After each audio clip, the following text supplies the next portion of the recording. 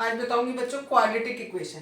ठीक है, सबसे पहले क्वाड्रेटिक इक्वेशन किसे कहते हैं, उससे भी पहले इक्वेशन किसे कहते हैं। ठीक, जब भी किसी एक्सप्रेशन में बीच में इक्वल टू का साइन हो, इक्वल टू के राइट में हमारा खाली जीरो भी हो सकता है, कोई और वेरिएबल भी हो सकता है, कोई कांस्टेंट भी हो सकता है, और कोई अदर एक्सप्रेशन भी आप रख सकते हैं। ठीक है, अगर हमारा बीच में इक्वल टू आ जाता है तो हम उसको क्या कहते हैं, इक्वेशन कहते हैं। सपोज 2x + 3 लिखा है, ये हमारा एक एक्सप्रेशन है।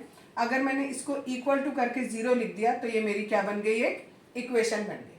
ठीक है, अब बात आती है लीनियर इक्वेशन की। ठीक है, ये हमें क्वाड्रेटिक इक्वेशन दिया है, पहले इक्वेशन बताया, अब लीनियर इक्वेशन बता रहे। लीनियर का मतलब होता है maximum power of variable equals to 1। जैसे 2x + 3 मैंने इक्वल टू 0 के लिखा, तो यहाँ पर देखो x के ऊपर कितनी पावर है, 1 पावर है, और कहीं पर x है नहीं, केवल एक x है, और उस एक x पर पावर कितनी है, 1 है, तो इसको हम लीनियर इक्वेशन कहेंगे। अगर इसी जगह पर मैं ऐसे लिख दूं तो ये मेरी क्वाड्रेटिक इक्वेशन बन जाएगी। यानी यहाँ पर जो मैक्सिमम पावर है ऑफ वेरिएबल कितना होता है, 2 होता है। अगर मैंने इक्वेशन लिखी 2x² + 3x + 4 = 0, तो यहाँ पर देखो x की वैल्यू 1 है, x के ऊपर पावर 1 है, यहाँ पर x के ऊपर पावर 2 है, तो हमने बोला है मैक्सिमम पावर, तो मैक्सिमम हमारी ये वाली हुई, तो that means it is a quadratic equation. जब भी हमारी मैक्सिमम पावर 2 होगी तो उसे हम क्वाड्रेटिक इक्वेशन बोलेंगे। अगर मैंने इसी जगह ये लिख दिया, यहाँ मैक्सिमम वैल्यू 3 है, यहाँ 3, यहाँ 2, तो मैक्सिमम वैल्यू हमारी 3 हुई, तो ये हमारी क्यूबिक इक्वेशन कहलाएगी, क्वाड्रेटिक इक्वेशन नहीं कहलाएगी। ठीक है, अब है जनरल इक्वेशन। ठीक है, जनरल कह लो या स्टैंडर्ड फॉर्म कह लो। स्टैंडर्ड फॉर्म ऑफ, पहले बता रही हूँ लीनियर इक्वेशन का स्टैंडर्ड फॉर्म। लीनियर इक्वेशन का होता है ax + b = 0। ठीक है, ये हमारा स्टैंडर्ड फॉर्म है लीनियर इक्वेशन का। अब है standard form of quadratic equation. वो क्या होता है, ax² + bx + c = 0। ठीक है, यहाँ पर भी एक कंडीशन थी कि a 0 नहीं होना चाहिए, और यहाँ पर भी सेम कंडीशन है, a 0 नहीं होना चाहिए। ऐसा क्यों, ऐसा इसलिए कि अगर हमारे इस a की वैल्यू 0 हो गई, थोड़ी देर के लिए सपोज करो मैंने ये इक्वेशन लिखी है, यहाँ पर अगर ये वाली वैल्यू अगर मेरी 0 हो गई तो मेरा x² तो रहा ही नहीं, क्योंकि किसी भी चीज़ को अगर आप 0 से मल्टीप्लाई करोगे तो वो 0 हो गया, दैट मीन्स ये वाला टर्म गायब हो गया। अगर ये टर्म गायब हो गया तो यहाँ पर x की वैल्यू कितनी हुई, मैक्सिमम 1 हुई, और अगर x की मैक्सिमम वैल्यू 1 है तो दैट मीन्स ये क्वाड्रेटिक नहीं, ये लीनियर इक्वेशन बन गई मेरी। ठीक है, तो कभी भी ये x² के आगे जो कोफिशिएंट है ये मेरा 0 नहीं होना चाहिए, उसे हम कहते हैं standard form of linear equation. बीच में इक्वल टू का साइन जरूर आएगा क्योंकि इक्वेशन है, और x² का जो कोफिशिएंट है वो 0 नहीं होगा। बाकी कुछ भी 0 हो सकता है, लेकिन ये 0 नहीं हो सकता। b 0 हो सकता है, c 0 हो सकता है, लेकिन a कभी भी 0 नहीं होगा। एग्जाम्पल नंबर 1 देखो, John and Jeevanti together have 45 marble. दोनों के पास मिलाकर 45 मार्बल थे। हमने माना जीवंती के पास x थे, तो जॉन के पास कितने होंगे, इस x को उधर ले जाएंगे, 45 - x। आगे दिया है both of them lost 5 marble, दोनों के पास 5 मार्बल कम हो गए, तो जॉन के अगर हमने निकाले तो 45 - x, ये जॉन के पास थे, उसमें से 5 माइनस कर दिया, 45 - 5 करेंगे 40 आ जाएगा, -x as it is. Jayvanti के पास x थे, उसमें से हमने 5 माइनस कर दिए। आगे लिखा है क्वेश्चन में the product of the number of marble they now have. अब उनके पास जितने मार्बल हैं उनका प्रोडक्ट, जयवंती के पास इतने हैं और जॉन के पास इतने हैं, इनका प्रोडक्ट है 124। ठीक है, इसे मैं थोड़ा सा और सॉल्व करूंगी, इसको इससे मल्टीप्लाई करो 40x, इसको इससे करेंगे इट इज़ x², इसको इससे करेंगे -200, और इसको इससे करेंगे तो प्लस का 5x इज इक्वल्स टू 124। थोड़ा सिंप्लीफाई करके लिखेंगे, ये 40x है और ये 5x है, दोनों को ऐड किया इट इज़ 45x। 124 इस 200 को मैं राइट में ले गई तो प्लस का 200 हो गया, यानी इक्वल्स टू 324। ये हमारी एक क्वाड्रेटिक इक्वेशन बन गई और यही हमें इस क्वेश्चन में बनानी। एग्जाम्पल नंबर 1 का सेकंड पार्ट है ये, उसमें हमें दिया है a cottage industry produces a certain number of toys in a day. तो हमने माना कि वो एक दिन में कितने टॉयज बना रही है, x टॉयज बना रही है। The cost of production of each toy was found to be 55 minus the number of toys produced in a day। यानी एक टॉय की कॉस्ट जितने वो प्रोड्यूस कर रहा है टॉय एक दिन में, उससे 55 रुपीज़ कम है, तो हमने माइनस कर दिया। आगे दिया है on a particular day the total cost of production was ₹75। Total cost है 750। टोटल कॉस्ट किसकी, जितने भी उसने टॉय प्रोड्यूस किए उनकी कॉस्ट। एक टॉय की कॉस्ट है ये और उसने टॉय प्रोड्यूस किए x, तो टोटल कॉस्ट हो जाएगी x इंटू एक्स माइनस 55। ऐसे समझो, एक कॉस्ट की अगर एक टॉय की कॉस्ट अगर सपोज 5 रुपये होती और हमें 10 टॉयज की कॉस्ट निकालनी होती तो हम मल्टीप्लाई करते। सेम हमने यहाँ पर किया है, एक टॉय की कॉस्ट दी है हमें दिस वन और हमें निकालनी है x की, तो x इंटू एक्स माइनस 55। ये काम मैंने यहाँ पे किया है, ठीक है। अब इसे थोड़ा सा सिंप्लीफाई करेंगे, इसको मल्टीप्लाई करेंगे, इसको और इसको मल्टीप्लाई करो एंड इट इज 750। ये एक क्वाड्रेटिक इक्वेशन आपकी बन गई। एग्जाम्पल नंबर 2 फर्स्ट पार्ट बता रही हूँ आपको। इन क्वेश्चंस में क्या बताना है, ये बताना है कि जो भी आपको गिवन इक्वेशन दी गई है ये क्वाड्रेटिक है या नहीं है। क्वाड्रेटिक की मैंने पहचान बताई है कि मैक्सिमम पावर कितनी होनी चाहिए, 2 होनी चाहिए। इसको थोड़ा सिंप्लीफाई करेंगे, यहाँ a माइनस बी का होल स्क्वायर है तो फॉर्मूला लगेगा a square plus B square minus 2ab। अगर यहाँ लगाएंगे तो इट इज 4x, ठीक है, प्लस 1 एज इट इज और यहाँ 2x माइनस 3। इसको सॉल्व करेंगे, ये एज इट इज, ये एज इट इज, इस 4 को और 1 को ऐड किया plus 5 equal to 2x minus 3। अब सबको एक तरफ ले आओ, माइनस का 4x यहाँ तक ये है, इस 2x को मैं इधर ले आई और ऐसे इस 3 को मैं इधर ले आई, इधर रह गया मेरा 0। इसको सॉल्व किया, minus 6x plus 8 equals to 0। तो यहाँ पर देखो मेरी मैक्सिमम पावर कितनी आ रही है, 2। तो yes it is a quadratic equation. अब इसका सेकंड पार्ट देखो, ये क्वेश्चन दिया है हमें, पहले इसको इससे मल्टीप्लाई किया it is X square, X को इससे किया x 8, इसमें a प्लस बी और a माइनस बी यानी a square minus B square वाली आइडेंटिटी लग रही है। a का स्क्वायर और b का square, X square plus X plus 8 equals to X square minus 4। ये एक्स स्क्वायर और ये एक्स स्क्वायर कट गए, x प्लस 8, इस 4 को भी मैं इधर ले आती हूँ इक्वल्स टू 0। अब देखो यहाँ पर x की पावर मैक्सिमम पावर कितनी है, 1, सो it is not a quadratic equation. Third part देखो ये दिया है, इसमें भी हम क्रॉस मल्टीप्लाई करेंगे, it is X square plus 1। अब सबको मैं लेफ्ट साइड में ले आई, सब कुछ इधर ले आई, 2x square as it is, इस x स्क्वायर को यहाँ ले आई, ये एज इट इज और इस 1 को भी मैं इधर ले गई। इनको सॉल्व किया, ये बना, इसमें x की maximum power 2, so it is a quadratic equation. Next third last part है इसका, इसमें a प्लस बी का होल क्यूब लगा हुआ है, तो दैट इज a का क्यूब b का क्यूब प्लस 3ab ब्रैकेट में a plus B equals to X cube minus 4। इसको सॉल्व करेंगे, 6x हो गया, ये x प्लस 2 और यह एक्स क्यूब माइनस 4। अब देखो ये एक्स क्यूब और ये एक्स क्यूब कैंसिल आउट हो गए, यहाँ 8 बचा, इसको इससे मल्टीप्लाई किया 6x स्क्वायर, इसको इससे करेंगे 12x इक्वल्स टू माइनस 4। इधर उधर नहीं भी लेके आते हैं तो भी चलेगा, बिकॉज यहाँ पर x की पावर कितनी है 2 है और यहाँ x की मैक्सिमम पावर 1 है और बाकी हमारे कांस्टेंट है। तो क्योंकि x की मैक्सिमम पावर 2 है तो इसलिए ये क्वाड्रेटिक इक्वेशन है। Solution of a quadratic equation by factorization, यानी अब जो भी हमें क्वाड्रेटिक इक्वेशन दी है उसे हमें फैक्टराइजेशन करके उसका सॉल्यूशन निकालना है। यानी सिंपल सी बात, क्या हमें मिड टर्म स्प्लिट करना है।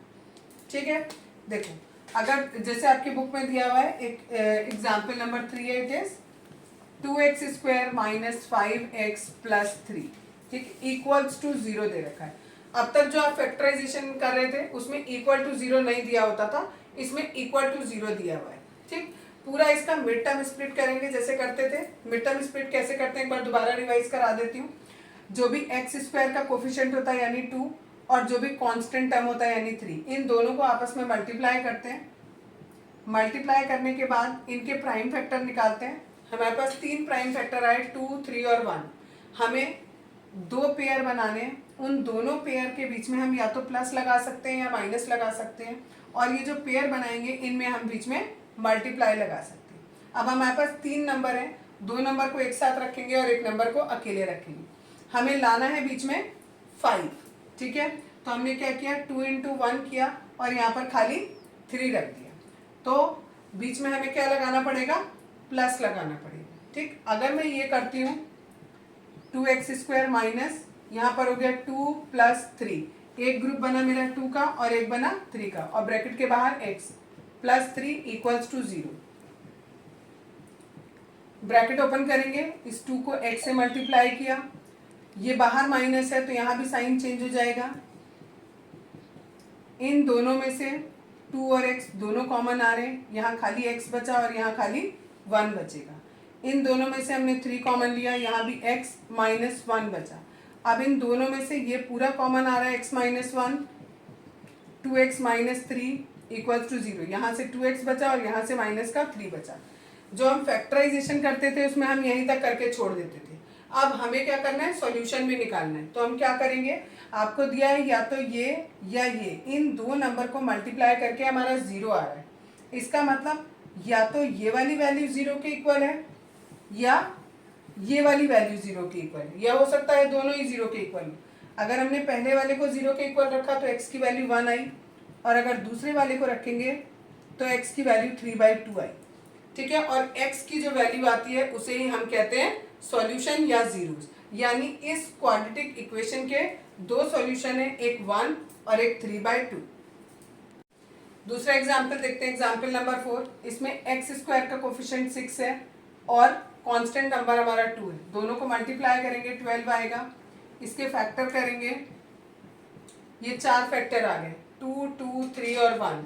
हमें चाहिए यहाँ पर कितना, कुछ नहीं नंबर है तो यानी हमें 1 चाहिए।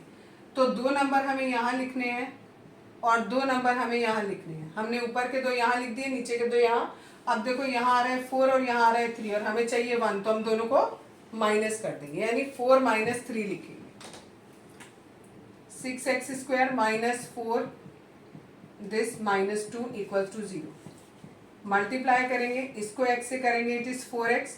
जब इस वाले को करेंगे तो देखो ये माइनस है और इसके बाहर भी माइनस है तो ये प्लस हो जाएगा। इन दोनों में से 2x कॉमन आ रहा है, यहाँ 3x बचा और 2 बचा। यहाँ से कुछ भी कॉमन नहीं आ रहा तो हमने खाली 1 लिख लिया। इतना हम, अब इन दोनों में से ये दोनों कॉमन है, 3x माइनस 2 और यहाँ से बच रहा है 2x और यहाँ से बच रहा है प्लस का 1। अब एक बार इसे 0 रखेंगे और एक बार इसको 0 के इक्वल रखेंगे। इसको रखेंगे तो हमारी वैल्यू आएगी 2/3 और इसको रखेंगे तो आएगी -1/2। Next example, example number 5। ये बहुत इंपॉर्टेंट है क्योंकि इसमें बीच में रूट दिया हुआ है। ठीक है, जब भी रूट दिया हो तो हमें क्या करना है, पहला स्टेप वही है, x² का कोफिशिएंट है 3, कांस्टेंट टर्म है 2, दोनों को मल्टीप्लाई किया आ गया 6। अब हमें इस 6 को ऐसे चेंज करना है जिसमें √6 आ जाए। ठीक है, तो 6 को हम लिख सकते हैं √6 और √6, इसके ये 2 फैक्टर बने। ठीक, अब हमें बीच में क्या लाना है, 2√6 लाना है, यानी दोनों को क्या कर दें, प्लस 1√6 और 1√6 दोनों मिलाकर हो गया 2√6।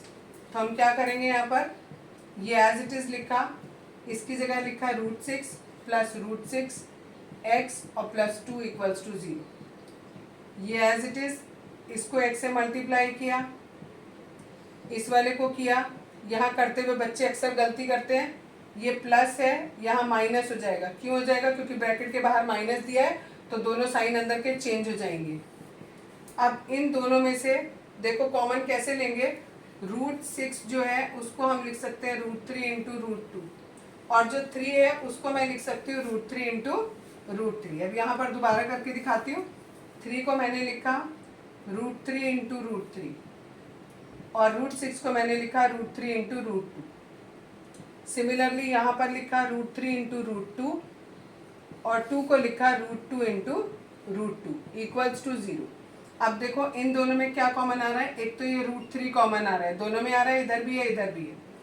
एक एक्स यहाँ है और यहाँ पर एक एक्स, यहाँ से बचा रूट 3 और एक्स, और यहाँ से बचा खाली रूट 2। इन दोनों में से रूट 2 कॉमन आ रहा है केवल, यहाँ बचा रूट 3 एक्स और माइनस का रूट 2 इक्वल्स टू 0।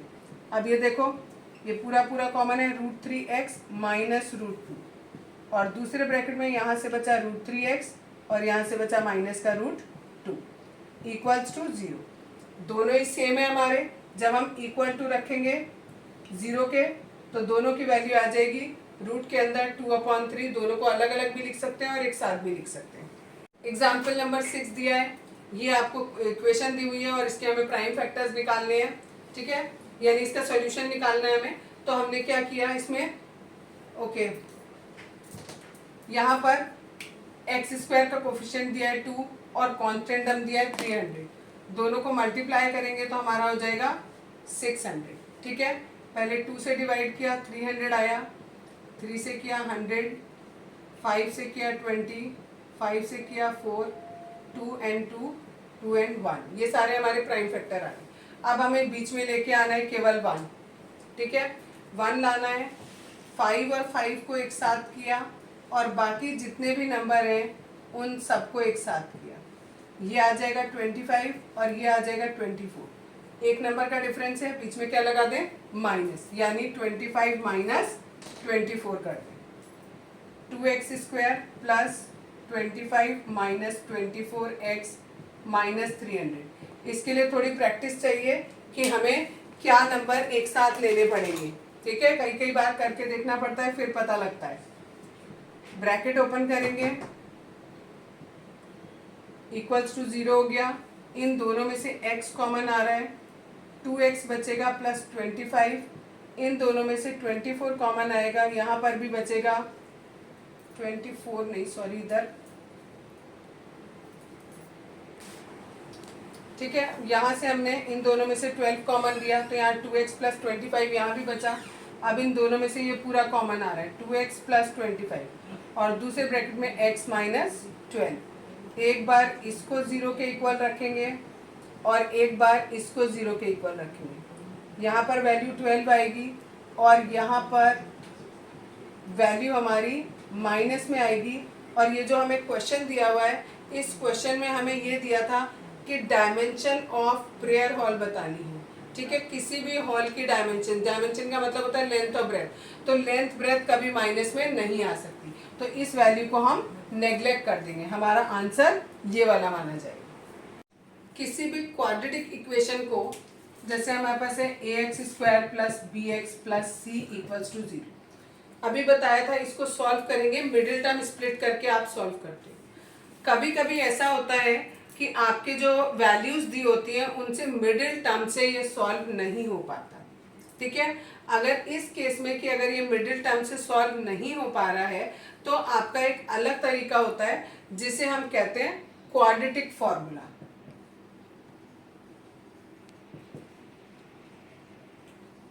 ये फॉर्मूला हमें श्रीधराचार्य, एक मैथमेटिशियन थे, उन्होंने दिया था। तो इसको यूपी बोर्ड में जैसे बच्चे पढ़ते हैं तो उनको श्रीधराचार्य मेथड बोलते हैं, ठीक है। क्वाड्रेटिक फॉर्मूले को श्रीधराचार्य मेथड बोलते हैं। इसमें जो भी दोनों रूट होते हैं उनकी जो वैल्यू होती है वो -b plus minus square root के अंदर b² minus 4ac upon 2a। इससे हमें दो वैल्यूज मिलेगी। कैसे? देखो, x की एक वैल्यू मिलेगी -b एक बार प्लस के साथ ये लिखेंगे और दूसरी बात हम यही चीज़ माइनस के साथ लिखेंगे। इनसे हमें कितने रूट मिलेंगे? 2 रूट मिलेंगे, एक ये मिला और एक ये मिला। ये 2 रूट हमारे इस क्वाड्रेटिक इक्वेशन के ये 2 रूट होते हैं। कोई भी क्वाड्रेटिक इक्वेशन ले लो, इसमें वैल्यू पुट करोगे, आपकी वैल्यूज सॉल्व हो जाएंगी, ठीक है। लेकिन ये आपके सिलेबस में से कट गया है, ठीक। लेकिन फिर भी मैंने आपको ये इसलिए बताया क्योंकि अभी इसी का कुछ पोर्शन आपके नेक्स्ट एक्सरसाइज में आ रहा है। उसमें आपको ये बोला है केवल ये वाला जो पोर्शन होता है दिस वन, ठीक है, इसको हम कहते हैं discriminant. Discriminant B square minus 4ac, ठीक। इसको हम कैपिटल डी से डिनोट भी करते हैं, कैपिटल डी से भी डिनोट करते हैं, ठीक है। अब बात आती है नेचर ऑफ रूट की। नेचर ऑफ रूट का मतलब कि हमारा जो रूट है वो इमेजिनरी है या रियल रूट है, ठीक। अच्छा, अभी आप लोगों के लिए इमेजिनरी बिल्कुल नया सा वर्ड है। अगर हमारे पास देखो ये बी स्क्वायर माइनस 4ac, अगर मैं इसे सॉल्व करूं और सॉल्व करने के बाद मेरी वैल्यू लेस देन 0 आए, लेस देन 0 का मतलब नेगेटिव में आए, ठीक है। अगर मेरी रूट के अंदर नेगेटिव में वैल्यू आएगी तो क्या मैं इसको सॉल्व कर पाऊंगी? नहीं कर पाऊंगी, ठीक है। तो इसको, जबकि आप इसको सॉल्व कर पाओगे लेकिन इन क्लास 11, अभी नहीं, ठीक है, अभी आप इसे सॉल्व नहीं कर पाओगे। तो इसलिए इन वैल्यूज को हम इमेजिनरी वैल्यूज बोलते हैं, रियल वैल्यूज नहीं बोलते हैं। तो जब भी हमारी बी स्क्वायर माइनस 4ac अगर इसकी वैल्यू लेस देन 0 आएगी तो हम उसको कहते हैं नो रियल रूट। आप इसे इमेजिनरी रूट भी कह सकते हो, इमेजिनरी रूट, ठीक है, ये भी कह सकते हैं इसको। तो नेचर आपसे पूछा जाएगा तो ये इमेजिनरी या नो रियल रूट कब होगा? जब बी स्क्वायर माइनस 4ac की वैल्यू लेस देन 0 होगी। अब नेक्स्ट चीज आती है कि बी स्क्वायर माइनस 4ac अगर इसकी वैल्यू ग्रेटर देन 0 है तब क्या होगा? अगर इसकी वैल्यू पॉजिटिव है तो ऑब्वियसली रियल रूट होंगे हमारे। अब इसमें भी हमारे 2 केस हो सकते हैं, ठीक है। क्या हो सकते हैं 2 केस? कि हो सकता है ग्रेटर देन 0 और हो सकता है इक्वल टू 0 हो। अगर बी स्क्वायर माइनस 4ac की वैल्यू इक्वल टू 0 होती है तो हमारे जो भी रियल रूट होते हैं वो दोनों के दोनों सेम होते हैं, या आप कह सकते हो इक्वल रियल रूट होते हैं, दोनों सेम होते हैं। और जो यहाँ पर केस है जिसमें हमने कहा बी स्क्वायर माइनस 4ac की वैल्यू ग्रेटर देन 0 होती है, वहाँ पर हमारे डिस्टिंक्ट रूट होते हैं। डिस्टिंक्ट का मतलब है अलग अलग रूट होंगे, 2 वैल्यूज अलग अलग होंगी। अब इसी चीज को एक बार दोबारा समझो। मैंने आपको बोला ये क्वाड्रेटिक इक्वेशन है, इस क्वाड्रेटिक इक्वेशन के आपको रूट्स निकालने हैं। रूट निकालने का मतलब होता है x की वैल्यू फाइंड आउट करनी है, ठीक है। x की वैल्यू फाइंड आउट करने के लिए फॉर्मूला मैंने आपको बताया minus B plus minus B square minus 4ac upon 2a। ये वैल्यू पुट करेंगे तो हमारे रूट कैलकुलेट हो जाएंगे। अगर हमें खाली पूरा एग्जैक्ट वैल्यू कैलकुलेट नहीं करनी और बिना एग्जैक्ट वैल्यू कैलकुलेट करे हमें केवल ये बताना है कि हमारे रूट्स का नेचर कैसा होगा, ठीक है। नेचर के लिए हम क्या करेंगे? अगर हमारी वैल्यू लेस देन 0 है तो लिखेंगे नो रियल रूट। अगर हमारी वैल्यू ग्रेटर देन 0 है और तीसरी केस में करेंगे इक्वल टू 0। अगर ग्रेटर देन 0 है तो रियल है और डिस्टिंक्ट है, तो हम इसको लिख देंगे डिस्टिंक्ट रियल रूट। और अगर इक्वल टू 0 है तो लिखेंगे इक्वल रियल रूट्स। एक एग्जाम्पल लेके बता रही हूँ। सपोज करो हमारे पास एक क्वाड्रेटिक इक्वेशन ये है और इसके रूट हमें कैलकुलेट करने हैं और उनका नेचर हमें पता लगाना है। तो हमने क्या किया, ये फॉर्मूला ये होता है x is equal to minus B plus minus square root B square minus 4ac upon 2a। अब हमें पता है a की वैल्यू 9 है, b की वैल्यू -12 है और c की वैल्यू 4 है। ये वैल्यूज यहाँ पुट करेंगे। a की b की जगह रखा मैंने -12 तो माइनस माइनस हो गया +12, plus minus as it is, square root का sign as it is, B की वैल्यू थी -12, इसको स्क्वायर किया 144, -4, ए की वैल्यू 9, सी की वैल्यू 4 और अपॉन में 2 इंटू 9, 9 कहाँ से है, ए की वैल्यू कितनी है 9।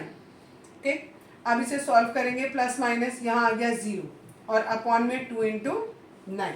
ठीक, दैट मीन्स 12 अपॉन 18 प्लस 0 और एक बार आएगा 12 माइनस 0 अपॉन 18। दोनों केस में हमारी वैल्यू सेम आ रही है, यानी 2/3 और यहाँ पर भी वैल्यू आएगी 2/3। और अभी इससे पहले बताया था कि b² - 4ac अगर 0 के बराबर होता है तो दोनों रूट कैसे आते हैं हमारे, इक्वल। तो देखो हमारे दोनों रूट कैसे आए हैं, इक्वल आए हैं। अब एक एग्जाम्पल बताऊंगी जिसमें रूट डिफरेंट आएंगे।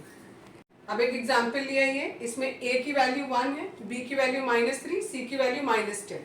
अब पहले रूट निकाले इस फॉर्मूले से, b की जगह रखा -3, माइनस और ये माइनस मिलके हो गया +3, plus minus as it is, -3 का स्क्वायर करेंगे तो 9 हो जाएगा, minus as it is, 4 as it is, a की वैल्यू 1, c की वैल्यू -10 और अपॉन में 2 इंटू 1 रख दिया। अब ये एज इट इज, यहाँ पर हमने इनको पूरे को सॉल्व करेंगे तो ये 49 आ जाएगा।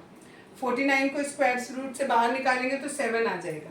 अब यहाँ पर एक बार प्लस है एक बार माइनस है, तो एक बार प्लस साइन लिया इधर माइनस लिया, ये मिलाकर हो जाएगा 10/2 यानी 5 और ये हो जाएगा -4/2 यानी -2। तो इसमें हमारी डिस्टिंक्ट वैल्यू आई दो अलग अलग। क्यों आई, देखो b² - 4ac अगर ग्रेटर देन 0 होता है तो हमारे दो डिस्टिंक्ट रूट आते हैं, और b² - 4ac को सॉल्व करके हमारा कितना आ रहा है 49, और हमें पता है 49 इज ग्रेटर देन 0, तो दैट मीन्स हमारे दो डिस्टिंक्ट रूट आएंगे। Example number 7, find the discriminant of the quadratic equation this one. ये इक्वेशन दी है, हमें इसका डिस्क्रिमिनेंट निकालना है और साथ में हमें नेचर ऑफ द रूट बताना है। रूट्स हमें कैलकुलेट नहीं करने, केवल उसका नेचर बताना है। पहले डिस्क्रिमिनेंट निकालेंगे, डिस्क्रिमिनेंट बराबर होता है इसके, b की वैल्यू यहाँ से निकाली -4, a की वैल्यू 2 और c की वैल्यू 3, सारी वैल्यूज पुट कर दी, इसको सॉल्व किया, माइनस का 8 आ रहा है, that means discriminant is less than 0। जब हमारा डिस्क्रिमिनेंट लेस देन 0 होता है तो नेचर कैसा होता है, no real root. Example number 8, a pole has to be erected at a point on the boundary of a circular park of diameter 13 meter in such a way that the difference of its distance from two diametrically opposite fixed gate A and B on the boundary is 7 meter। आपको दिया है एक circular park है जिसका diameter 13 है, ठीक है, 13 इन metres, ठीक है, और दो गेट हैं इसके, एक ए गेट और एक बी गेट, और ये किस पे लगे हुए हैं, डायमीटर पर हैं, ठीक है, एक दूसरे के बिल्कुल ऑपोजिट हैं। अब हमें एक पोल लगाना है यहाँ पर, ठीक है, इस तरीके से लगाना है हमें पोल कि ये वाला डिस्टेंस और ये वाले डिस्टेंस का जो डिफरेंस है वो 7 होना चाहिए। तो हमने ये डिस्टेंस x माना और ये वाला x + 7 मान दिया, इनको डिफरेंस करके देखो 7 आ जाएगा। अब हमने क्लास 9th में एक थ्योरम पढ़ी थी कि सेमी सर्कल में बना हुआ एंगल 90 डिग्री का होता है। ये हमारा सेमी सर्कल बन रहा है, इसमें ये एंगल बना है, ये 90 डिग्री का हो गया। अब इसमें हम पाइथागोरस थ्योरम लगाएंगे, 90 के सामने वाला हमेशा हाइपोटेन्यूज होता है, ठीक है, ये परपेंडिकुलर हो गया, ये बेस हो गया। हाइपोटेन्यूज का स्क्वायर इक्वल्स टू परपेंडिकुलर का स्क्वायर प्लस बेस का स्क्वायर, ये फॉर्मूला लगाया हमने, इसका स्क्वायर किया, ये आया, यहाँ a + b के होल स्क्वायर से खोला, a² + b² + 2ab और plus x² as it is.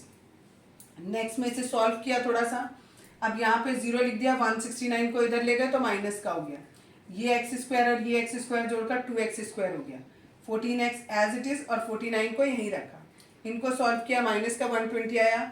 इस पूरे में से हमें 2 कॉमन दिख रहा है, 2 कॉमन लेके यहाँ नीचे ले जाएंगे तो वो 0 हो जाएगा और बचेगा हमारा खाली ये। अब इस इक्वेशन को हम दो तरीके से सॉल्व कर सकते हैं, मिड टर्म स्प्लिट से भी सॉल्व कर सकते हैं और क्वाड्रेटिक फार्मूले से भी कर सकते हैं। मिड टर्म स्प्लिट तुम सबको आता है इसलिए मैं क्वाड्रेटिक फार्मूले से बता रही हूँ। उससे रूट की वैल्यू ये होती है, ये हमेशा याद रखनी पड़ेगी। b की वैल्यू हमारी 7 है, यहाँ -b लिखा है तो -7 हो गया, plus minus as it is, b की वैल्यू 7 है, इसका स्क्वायर किया तो 49, minus as it is, 4 as it is, a की वैल्यू 1 है और c की वैल्यू -120 है। इन सबको सॉल्व करेंगे तो हमारा 289 आएगा, इसका स्क्वायर रूट करेंगे तो 17 आएगा। दोनों के बीच में प्लस और माइनस दो चीज़ें हैं, एक बार प्लस लेंगे और एक बार माइनस लेंगे। इसको सॉल्व किया 5 आया, इसको सॉल्व किया माइनस का 12 आया। कोई भी साइड हमारी माइनस में नहीं हो सकती है, इसलिए उसको नेग्लेक्ट कर देंगे और आंसर हमारा 5 हो जाएगा कि ये वाली साइड हमारी कितनी आई है 5 सेंटीमीटर और दूसरी तरफ हो जाएगी 12 सेंटीमीटर नहीं सॉरी मीटर में, यूनिट मीटर में दिए तो मीटर में लिखे। यहाँ वाले में बच्चों 120 लिखा हुआ था, जो ये नीचे इक्वेशन थी यहाँ x square plus 14x minus 120 था। जब इसमें से 2 कॉमन लेंगे तो यहाँ पर 7x माइनस 60 बचेगा। ये गलती से मैंने 120 लिख दिया था, यहाँ पर 60 होगा तो c की वैल्यू हमारी कितनी हो जाएगी माइनस की 60 हो जाएगी। अब इसको मल्टीप्लाई करेंगे तीनों को तो ये आएगा 240, ठीक है, प्लस का ये माइनस और ये माइनस प्लस हो जाएगा और इसमें प्लस 49 करेंगे तो बनेगा 289। Example number 9, find the discriminant of the equation. ये इक्वेशन दी है and hence find the nature of its root, nature बताना है एंड देन अगर वो रियल है तो उनका रूट भी निकालना है। तो पहले डिस्क्रिमिनेंट निकाला ये फॉर्मूले से, b की वैल्यू -2 -4, a की वैल्यू 3 और c की वैल्यू 1/3। सॉल्व किया तो 0 आया। जब डिस्क्रिमिनेंट 0 होता है तो नेचर उसका कैसा होता है कि रूट हमारे इक्वल होते हैं और रियल होते हैं, और जो रूट की वैल्यू होती है वो -b/2a के बराबर होती है। -b की वैल्यू है -2 और ये भी माइनस में, तो माइनस माइनस प्लस 2 हो गया। 2 एज इट इज लिखा और a की वैल्यू हमारी थी 3, 2 से 2 कैंसिल हो गया, इट इज 1/3। तो दोनों जो इक्वल रूट है उनकी वैल्यू 1/3 आ जाएगी।